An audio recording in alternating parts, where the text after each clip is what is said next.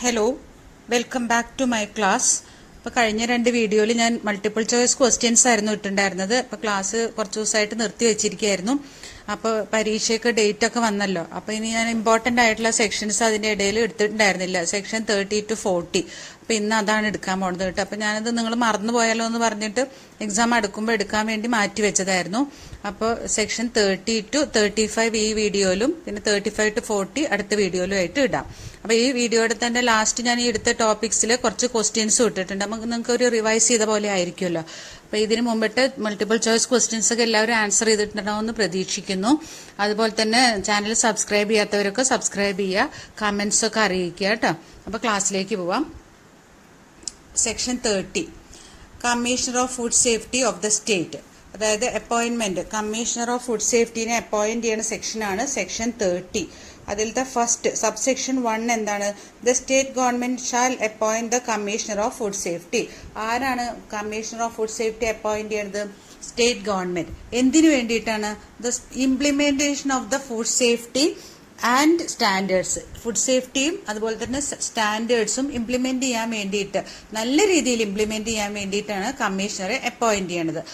അതുപോലെ തന്നെ മറ്റു പല കാര്യങ്ങളും നോക്കി നടത്താനും എല്ലാം നല്ല സ്മൂത്ത് ആയിട്ട് ഫംഗ്ഷൻ ചെയ്യണ്ടോ എന്നൊക്കെ അറിയാൻ വേണ്ടിയിട്ടും ഒക്കെയാണ് കമ്മീഷണറെ അപ്പോയിന്റ് ചെയ്യേണ്ടത്. അപ്പോൾ സ്റ്റേറ്റ് ഗവൺമെന്റ് ആണ് commissioner of food safety appoint ചെയ്യേണ്ടത്. ഇനി സബ്സെക്ഷൻ 2 എന്താ പറയുന്നത്? Functions of the commissioner of food safety. താഴെ പറയുന്നവയാണ് ഫങ്ഷൻസ്. താഴെ എന്തൊക്കെയാണ്? Prohibit in the interest of public health the manufacture, storage, distribution or sale of any article of food.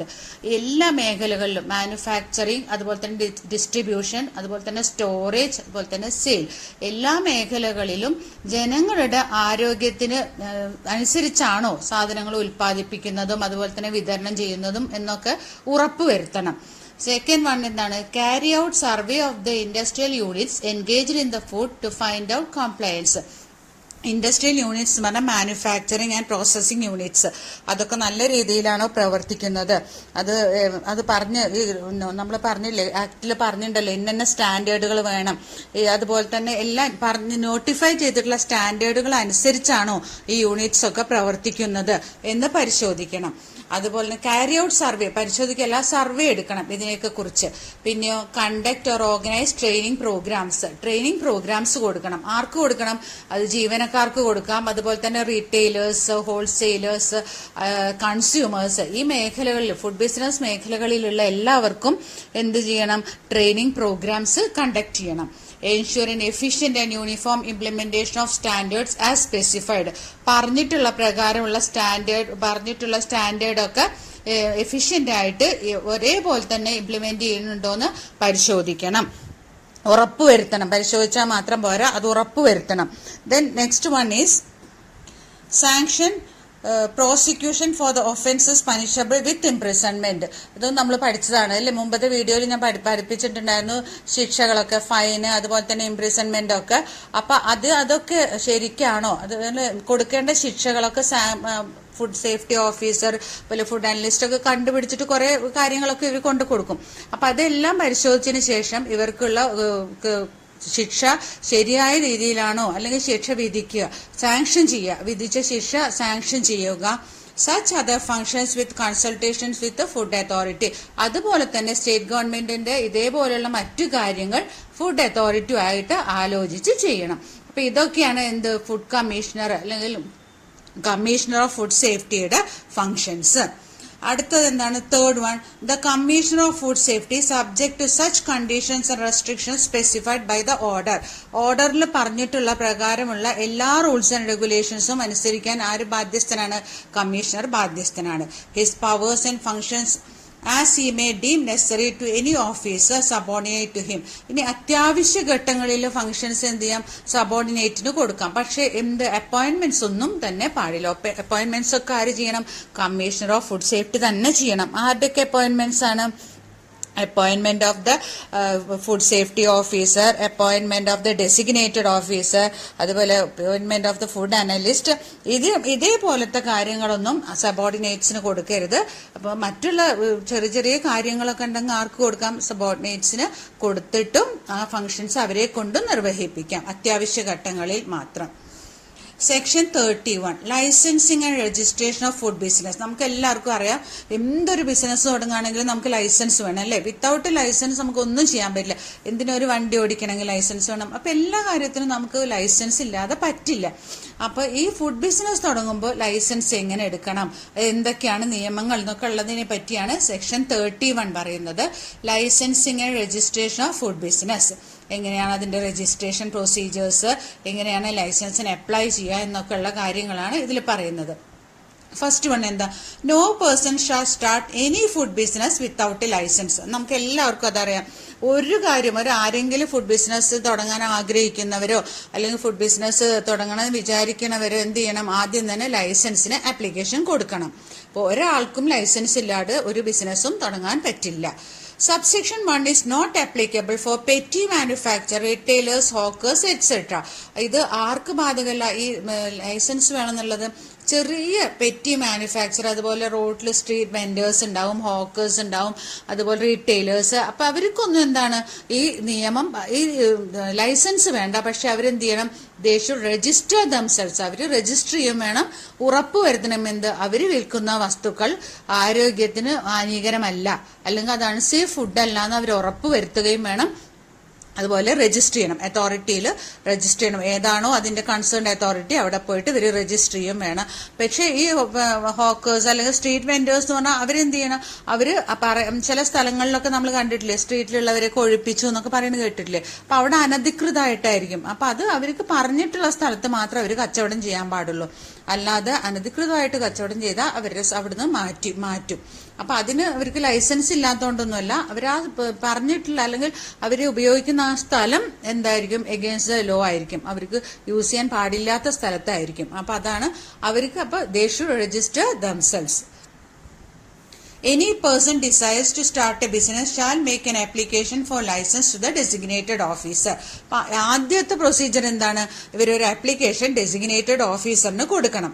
അപ്പൊ നമ്മളൊരു ഫുഡ് ബിസിനസ് തുടങ്ങാൻ ആഗ്രഹിക്കുന്ന ഒരു വ്യക്തിയോ അല്ലെങ്കിൽ ഒരു ഗ്രൂപ്പ് ഓഫ് ആളുകളോ ആയിക്കോട്ടെ, അവരെന്ത് ചെയ്യണം, ഇവർക്ക് ഇങ്ങനെ ഒരു ആപ്ലിക്കേഷൻ കൊടുക്കണം. ഇതൊക്കെയാണ് ഞാൻ എന്നെ ഫുഡ് ബിസിനസ് തുടങ്ങാൻ ആഗ്രഹിക്കുന്നു എന്നൊക്കെ പറഞ്ഞിട്ട് ഒരു ആപ്ലിക്കേഷൻ ആർക്ക് കൊടുക്കണം, ഡെസിഗ്നേറ്റഡ് ഓഫീസറിന് കൊടുക്കണം. Then fourth one, the designated officer on receipt of an application may either grant the license or refuse to grant. Designated ഓഫീസർക്ക് ആപ്ലിക്കേഷൻ കിട്ടിക്കഴിഞ്ഞാൽ അത് പരിശോധിച്ചിട്ട് വേണമെങ്കിൽ എന്ത് ചെയ്യാം, സാങ്ഷൻ ചെയ്യാം, അല്ലെങ്കിൽ അത് റിജക്ട് ചെയ്യാനും പറ്റും. അപ്പൊ റിജക്ട് ചെയ്യാനുള്ള കാരണങ്ങൾ എന്ത് ചെയ്യണം, അത് ഈ ആപ്ലിക്കന്റിനെ അറിയിച്ചിരിക്കണം, റൈറ്റിംഗിൽ അറിയിച്ചിരിക്കണം. അവർക്ക് എന്തെങ്കിലും കേൾക്കാനുള്ള കാര്യങ്ങൾ ഉണ്ടെങ്കിൽ അത് കേൾക്കുകയും വേണം. അവർ പറയണം ഇന്നതുകൊണ്ടാണ് ഞാൻ ബിസിനസ് തുടങ്ങിയെന്നൊക്കെ പറയുമ്പോൾ അത് കേൾക്കണം. അപ്പൊ അഥവാ ഇതിനെ സാങ്ഷൻ ചെയ്യണമെങ്കിൽ അതിന്റെ എല്ലാ വശങ്ങളും നോക്കി അത് സാങ്ഷൻ ചെയ്യുക. അപ്പൊ ആപ്ലിക്കേഷൻ കിട്ടിക്കഴിഞ്ഞാൽ receipt after getting N application the designated officer may either grant the license or reject the application.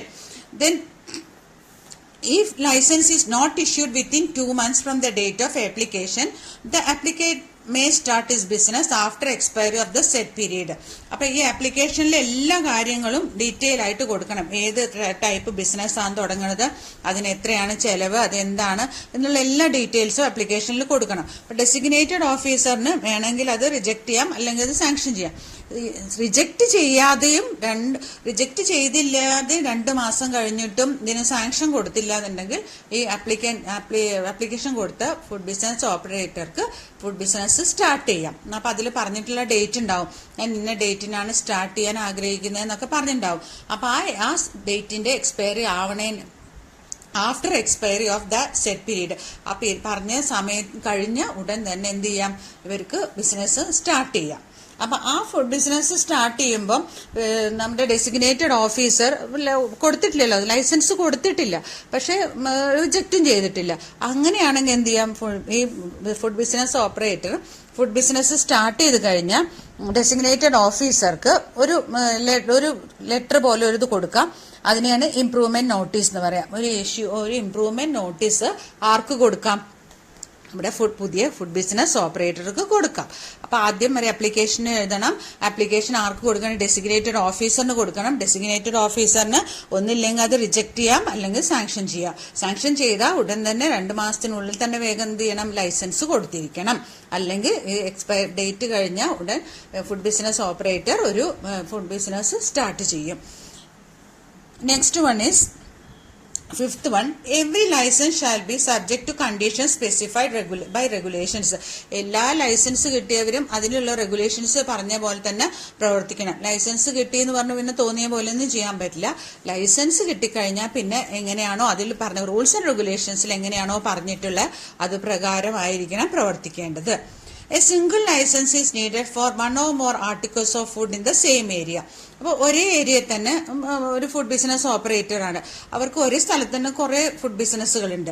അപ്പൊ അവർക്ക് ഒരു ലൈസൻസ് മതി. അപ്പൊ ആ ഏരിയയിൽ അല്ലെങ്കിൽ ആ പ്രിമൈസിൽ ഒരു ലൈസൻസ് കൊണ്ട് എന്ത് ചെയ്യാം? ഇതെല്ലാം നടത്താം. പക്ഷെ അടുത്ത നോക്ക്, separate application shall be made and separate licence needed for the article manufacture store sale at different premises. ഇനി ഒരു ഫുഡ് ബിസിനസ് ഓപ്പറേറ്റർക്ക് ഒരു ഫുഡ് ബിസിനസ് ഉണ്ടെന്ന് വിചാരിക്കാം. അപ്പൊ ഒരു ബിസ്ക്കറ്റ് ഫാക്ടറി എന്ന് വിചാരിക്കാം. അപ്പൊ അവരുടെ മാനുഫാക്ചറിങ് യൂണിറ്റ് ഒരു സ്ഥലത്ത്, ഡിസ്ട്രിബ്യൂഷൻ ഒരു സ്ഥലത്ത്, സ്റ്റോറേജ് ഒരു സ്ഥലത്ത്, അങ്ങനെ പല പല സ്ഥലത്താണെങ്കിൽ എന്ത് ചെയ്യണം? അതിനൊക്കെ ആപ്ലിക്കേഷൻ കൊടുക്കണം, അതിനൊക്കെ ലൈസൻസ് വേണം. അതൊക്കെ ഡിഫറെന്റ് ഏരിയാസിലാണ് അല്ലെ. അപ്പൊ അങ്ങനെയുള്ള സെപ്പറേറ്റ് ഏരിയാസിലാണെങ്കിൽ സെപ്പറേറ്റ് ആപ്ലിക്കേഷൻ കൊടുക്കണം, സെപ്പറേറ്റ് ലൈസൻസ് കരസ്ഥമാക്കണം. അപ്പോൾ ഒരു സ്ഥലത്താണെങ്കിൽ എന്താണ്? എത്ര ആർട്ടിക്കിൾസ് ആയാലും ഒരു ലൈസൻസ് മതി. പക്ഷെ പല പല സെപ്പറേറ്റ് സ്ഥലങ്ങളിലാണെങ്കിൽ അതിന് ഒക്കെ വേണ്ടി വേറെ വേറെ ലൈസൻസിന് അപ്ലൈ ചെയ്യണം. Next one, an appeal against the order of rejection for the grant of license to the commissioner. ഇനി ഇത് റിജക്ട് ചെയ്തു എന്ന് വെക്കാം, ലൈസൻസിന് അപ്ലൈ ചെയ്തു, അങ്ങനെ ഡെസിഗ്നേറ്റഡ് ഓഫീസർ റിജക്ട് ചെയ്താൽ അതിന് അപ്പീൽ കൊടുക്കാം. ആർക്ക്? കമ്മീഷണർക്ക്, കമ്മീഷണർ ഓഫ് ഫുഡ് സേഫ്റ്റിക്ക് ഇതിന് അഗേൻസ്റ്റ് ആയിട്ട് നമുക്കൊരു അപ്പീൽ കൊടുക്കാം ഫുഡ് ബിസിനസ് ഓപ്പറേറ്റർക്ക്. A license shall enforce for such period as may be specified by regulations. അപ്പൊ ആ ലൈസൻസിന് ഒരു കാലാവധി പറഞ്ഞിട്ടുണ്ടാവും. അപ്പൊ ആ കാലാവധിക്ക് മുമ്പായിട്ട് സസ്പെൻഡ് ചെയ്യുക അല്ലെങ്കിൽ ക്യാൻസൽ ചെയ്യുകയൊന്നും ചെയ്തിട്ടില്ലെങ്കിൽ ആ എക്സ്പയറി ഡേറ്റ് വരെ ഇത് കണ്ടിന്യൂ ചെയ്യാം. അല്ലെങ്കിലോ if the licence is renewed before expiry it shall continue. അതിന് അത് എക്സ്പയറി ആവുന്നതിന് മുമ്പ് റിന്യൂവൽ ചെയ്തിട്ടുണ്ടെങ്കിൽ അത് അടുത്തൊരു അറിയിപ്പ് ഉണ്ടാകുന്നത് വരെ വീണ്ടും അത് കണ്ടിന്യൂ ചെയ്തുകൊണ്ടിരിക്കാം. മനസ്സിലായോ? Last one, 10th one, the license shall subsist for the benefit of the deceased person or representative or any other member of his family until the expiry of. ഇനി ഏതെങ്കിലും ഒരു ഫുഡ് ബിസിനസ് തുടങ്ങി, അപ്പൊ ആ licensee, അതായത് ആ ആള് licence ആരുടെ പേരിലാണോ അവർക്ക് എന്തെങ്കിലും അസുഖമോ അല്ലെങ്കിൽ അവരെ റെപ്രസെന്റ് ചെയ്തിട്ടുള്ള ആരെങ്കിലും ആണ് ഇത് നടത്തിക്കൊണ്ട് പോകുന്നത് എന്ന് വിചാരിക്കുക. അപ്പൊ എങ്ങനെ? The period of the 3 months beginning with his death. അതായത് ആ വ്യക്തി, ലൈസൻസ് ഉള്ള വ്യക്തിയുടെ മരണം കഴിഞ്ഞിട്ട് 3 മാസം കൂടി ആ ബിസിനസ് നടത്തിക്കൊണ്ടു പോവാ, അല്ലെങ്കിൽ ആ ലൈസൻസിന്റെ വാലിഡിറ്റി അത്രയേ ഉള്ളൂ. അല്ലെങ്കിൽ such longer period as A designated officer may allow. Designated officer അനുവദിക്കുന്ന അത്ര സമയം കൂടി അത് നടത്തിക്കൊണ്ടുപോവാം, അല്ലെങ്കിൽ ആ ലൈസൻസ് അത്രയും കൂടി കാലാവധിയുള്ളൂ. ഒന്നില്ലെങ്കിൽ ഇത് അതിന്റെ ആ ലൈസൻസ് ഉള്ള ആള് മരിച്ചു പോയി കഴിഞ്ഞ് 6 മാസം കൂടി അത് കണ്ടിന്യൂ ചെയ്യാം. അല്ലെങ്കിൽ ഡെസിഗ്നേറ്റഡ് ഓഫീസർ എത്രയാണോ നീട്ടിക്കൊടുത്താൽ അത്രയും കൂടി അതിന് ലൈസൻസ് ഉണ്ടാവും. അത് കഴിഞ്ഞാൽ ലൈസൻസ് എക്സ്പയർ ആവും. Next one is section 32, improvement notices. അപ്പൊ സെക്ഷൻ 31 കഴിഞ്ഞ് ഇനി 32 ആണ് improvement notices. If the designated officer has reasonable ground for believing that any food business operator has failed to comply with any regulations, he may issue a notice. അപ്പൊ ഏതെങ്കിലും designated ഓഫീസറിന് ബോധ്യപ്പെടുകയാണ് ഏതെങ്കിലും food business operator പറഞ്ഞ പോലെ ഒന്നും അല്ല പ്രവർത്തിക്കുന്നത്, അല്ലെങ്കിൽ എന്തെങ്കിലും വീഴ്ചകൾ വരുത്തിയെന്ന് ഈ ഡെസിഗ്നേറ്റഡ് ഓഫീസറിന് ബോധ്യപ്പെടുകയാണെങ്കിൽ അപ്പൊ എന്ത് ചെയ്യുക? ഒരു നോട്ടീസ് ഇഷ്യൂ ചെയ്യാം. ആ നോട്ടീസിന്റെ പേരാണ് എന്ത്? Improvement notice. അപ്പൊ നോട്ടീസിനെ വേറൊരു അറിയപ്പെടുന്നതാണ് ഇംപ്രൂവ്മെന്റ് നോട്ടീസ്. അപ്പം അതെന്താണ്? ഡെസിഗ്നേറ്റഡ് ഓഫീസറിന് ബോധ്യം വരികയാണ് എന്തായാലും ഈ ഫുഡ് ബിസിനസ് ഓപ്പറേറ്റർ എന്തെങ്കിലും ശരിയല്ല ചെയ്യുന്നത് എന്ന് ബോധ്യം വന്നു കഴിഞ്ഞാൽ ഒരു നോട്ടീസ് ഇഷ്യൂ ചെയ്യും. That is known as the improvement notice. അപ്പൊ എന്തെല്ലാം ആ നോട്ടീസിൽ അറിയിക്കണം? State the grounds for his belief. അങ്ങനെ വിശ്വസിക്കാനുള്ള കാരണം, എന്തുകൊണ്ടാണ് ഈ ഫുഡ് ബിസിനസ് ശരിയായ രീതിയിലല്ല എന്ന് വിശ്വസിക്കുന്നത്, അതിനുള്ള കാരണം. Specify the matters. എന്താണ് റീസൺ? ക്ലിയർ ആയിട്ട് സ്പെസിഫൈ ചെയ്യണം. Specify the measures taken. എന്തെല്ലാം നടപടികളാണ് എടുത്തിട്ടുള്ളത് എന്ന് അതിൽ സ്പെസിഫൈ ചെയ്യണം. Require the food business operator to take those measures within a period. അതുപോലെ തന്നെ അതിൽ അറിയിക്കണം ഇത്ര ദിവസത്തിനുള്ളിൽ, അത് എത്രയാണ്? Not less than 14 days. 14 ദിവസത്തിനുള്ളിൽ തന്നെ എന്ത് ചെയ്യണം? അതിൽ ആ ഫുഡ് ബിസിനസ് ഓപ്പറേറ്റർ അതിനുള്ള മെഷേഴ്സ് ഒക്കെ എടുത്തിട്ടുണ്ട് എന്നുള്ളത് ബോധ്യം വരണം. അപ്പൊ ആദ്യം എന്താണ്, എന്തൊക്കെയാണ് എന്നുള്ള ആ നോട്ടീസിൽ എന്തൊക്കെ അറിയിച്ചിരിക്കണം, അത് എന്തൊക്കെയാണ്, എന്തുകൊണ്ടാണ് ഇത് ശരിയല്ലാത്ത, ഇംപ്രൂവ്മെന്റ് നോട്ടീസ് എന്തുകൊണ്ടാണ് കൊടുക്കുന്നത്, അതിൽ specify matters, specify the measures taken and സമയം എത്രയാണ് ബിസിനസ് ഓപ്പറേറ്റർക്ക് മെഷേഴ്സ് എടുക്കാൻ ഉള്ള സമയം, അതായത് not less than 14 days. If the food business operator fails to comply with notice, his license may be suspended. ഇനി ഫുഡ് ബിസിനസ് ഓപ്പറേറ്റർക്ക് ഇത് കിട്ടി, നോട്ടീസ് കിട്ടി, എന്നിട്ടും അതിലൊരു ഇംപ്രൂവ്മെന്റ് നടത്തിയില്ല എന്ന് വെക്കുക, അല്ലെങ്കിൽ അവർ പറഞ്ഞ പോലെ ഒന്നും ചെയ്തില്ല വീണ്ടും എന്നുണ്ടെങ്കിൽ ഒരു സസ്പെൻഷൻ ലെറ്റർ കിട്ടും. If he still fails to comply, the officer after giving an opportunity to show cause cancel the license. അപ്പൊ ഇനിയും വീണ്ടും വീഴ്ച വരുത്തുകയാണെങ്കിലോ അപ്പൊ അത് ക്യാൻസൽ ചെയ്യാം, ലൈസൻസ് ക്യാൻസൽ ചെയ്യും. ഓപ്പർച്യൂണിറ്റി ടു ഷോ കോസിനുള്ള ഒരു ഓപ്പർച്യൂണിറ്റി കൊടുത്തതിന് ശേഷം ലൈസൻസ് ക്യാൻസൽ ചെയ്യും. അതുപോലെ തന്നെ ആ റീസൺ എന്താന്നുള്ളത് റെക്കോർഡഡ് ഇൻ റൈറ്റിംഗ്, എഴുതി റെക്കോർഡാക്കി വെക്കണം. മനസ്സിലായോ? അപ്പൊ ആദ്യം സസ്പെൻഷൻ കൊടുക്കും, പിന്നെ ക്യാൻസലേഷൻ ആക്കും. Any person who is aggrieved by, ഇനി ഇതിൽ ആർക്കെങ്കിലും പരാതി ഉണ്ടെങ്കിൽ എന്താണ്, improvement notice or refuse to issue a certificate as to improvement or cancellation, suspension may appeal to the commissioner whose decision will be final. ഇനി ഈ ഇത് കിട്ടി, any person who is aggrieved by an improvement notice or refuse to issue a certificate as to improvement or cancellation, suspension may appeal to the commissioner whose decision will be final. ഇതിൽ എന്തെങ്കിലും പരാതി ഉണ്ടെന്ന് വെക്കുക, ഇപ്പൊ notice കിട്ടി, അപ്പൊ അത് വീണ്ടും ചെയ്തില്ല, അങ്ങനെയൊക്കെ ആണെങ്കിൽ ആരുടെ കയ്യിലെത്തും? അത് കമ്മീഷണറുടെ കയ്യിലെത്തും. കമ്മീഷണറുടെ ഡിസിഷൻ എന്തായിരിക്കും? ഫൈനൽ ആയിരിക്കും. അപ്പൊ ഇവർക്ക് നോട്ടീസ് കിട്ടി, ഇവര് ആദ്യം ഒന്നും ചെയ്തില്ല എന്നുണ്ടെങ്കിൽ അവർക്ക് സസ്പെൻഷൻ ആവും, അതും കഴിഞ്ഞിട്ടും ചെയ്തില്ലെങ്കിൽ ക്യാൻസലേഷൻ ആയിരിക്കും. അപ്പൊ ഇവർക്ക് പറയാൻ പറ്റില്ല എന്നൊക്കെ പറഞ്ഞ് അങ്ങനെ ഒരു വാഗ്വാദം അല്ലെങ്കിൽ ഒരു തർക്കം വന്നു കഴിഞ്ഞാൽ അത് കമ്മീഷണർക്ക് വിടും. കമ്മീഷണർ അത് നോക്കി കമ്മീഷണറുടെ decision will be final. The period within such appeal may be brought shall be 15 days from the date on which notice of the decision was served, or the said period under subsection 1, or the period in the notice whichever is earlier. ഇത് എത്രയാണ്? ഈ appeal വന്നിട്ട് എത്ര ദിവസത്തിനുള്ളിലാണ്?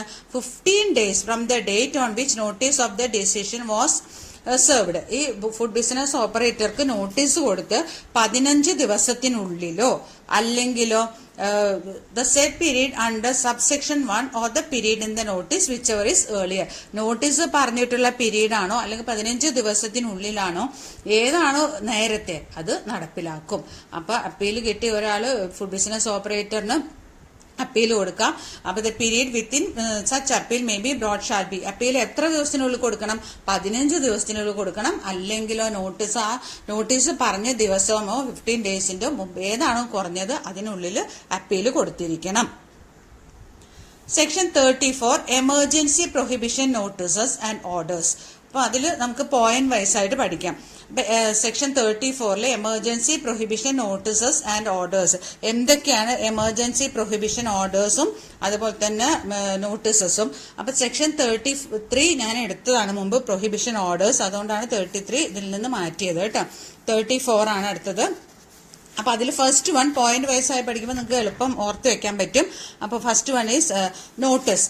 The designated officer, if he thinks the health risk exists, serve a notice on food business operator to commissioner for imposing prohibition. ആദ്യം തന്നെ notice കൊടുക്കണം അല്ലെ, അറിയിപ്പ് കൊടുക്കണം. ആർക്ക്? The designated officer. വിചാരിക്കുകയാണ് അയ്യോ ഈ ഫുഡ് ബിസിനസ് ശരിയല്ല എന്ന് വിചാരിക്കുകയാണെങ്കിൽ എന്ത് ഇതിൽ റിസ്ക് ഉണ്ട്, അല്ലെങ്കിൽ ഇത് ഉപയോഗിച്ച് പ്രവർത്തിക്കാൻ തുടങ്ങിയ ആളുകൾക്ക് അത് ഹെൽത്തിൽ എഫക്റ്റ് ചെയ്യും എന്ന് ഡെസിഗ്നേറ്റഡ് ഓഫീസർക്ക് ബോധ്യമുണ്ടെങ്കിൽ എന്ത് ചെയ്യാം? ഒരു നോട്ടീസ് കൊടുക്കാം. Notice on food business operator. ആർക്കാണ്? To commissioner of food safety for imposing prohibition. ഇത് നിരോധിക്കാനുള്ള പ്രൊസീജിയേഴ്സ് നടപ്പിലാക്കണം എന്ന് പറഞ്ഞിട്ടൊരു നോട്ടീസ് കമ്മീഷണർക്ക് കൊടുക്കാം. ആരുടെ പേരിൽ? ഫുഡ് ബിസിനസ് ഓപ്പറേറ്ററുടെ പേരിൽ. അപ്പൊ ഈ സെക്ഷൻ അല്ലെങ്കിൽ ഇതിന് എന്താന്ന് പറയുക? Known as emergency prohibition notice. ഈ നോട്ടീസിന്റെ പേരാണ് emergency prohibition notice. Next one is impose. If the commissioner is satisfied on the notice, he shall by order impose a prohibition.